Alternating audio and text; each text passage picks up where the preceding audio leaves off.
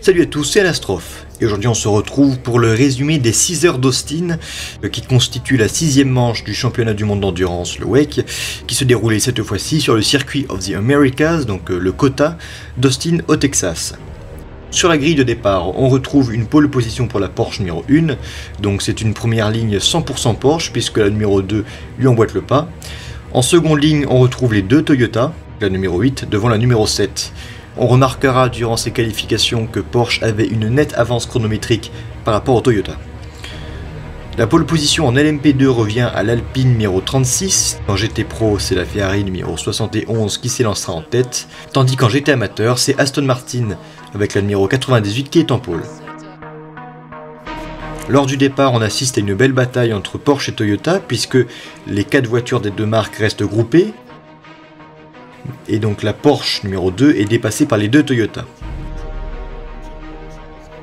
On assiste au bout de la première heure à une différence de stratégie entre Toyota et Porsche, puisque Toyota fait le pari de doubler ses relais de pneumatiques, donc c'est-à-dire qu'ils auront moins à changer les pneus durant la course que Porsche, ce qui fait qu'au bout d'une heure, grâce à cette stratégie différente, ce sont d'autres Toyota qui sont en tête. Mais avec des pneus plus neufs, les Porsche sont plus rapides que les Toyota, ce qui fait que José Maria Lopez, à bord de la Toyota numéro 7, est rattrapé par la Porsche numéro 1. On assiste alors à une très belle bataille entre les deux voitures, mais qui se conclura par une victoire pour la Porsche numéro 1.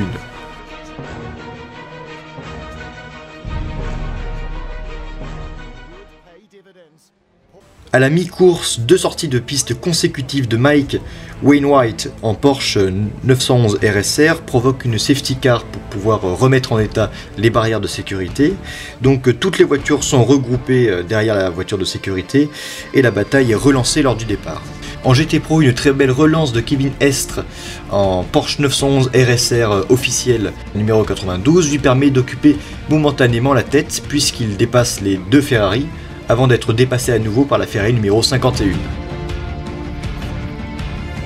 Après la mi-course, on se rend compte que la stratégie de Toyota en LMP1 ne porte pas ses fruits. Seulement à 1h30 de l'arrivée, la Porsche numéro 1 est heurtée dans le trafic par la Toyota numéro 7.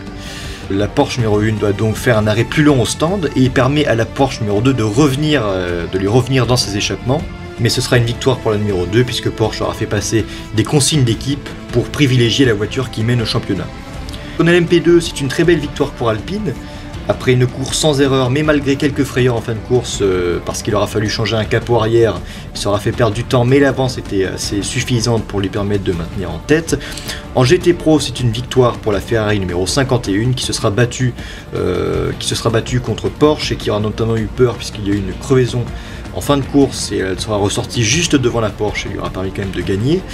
Et en GT Amateur, c'est une victoire pour l'Aston Martin numéro 98. Donc au niveau du championnat, l'équipage de la Porsche numéro 2 accentue une fois de plus son avance sur la Toyota numéro 7.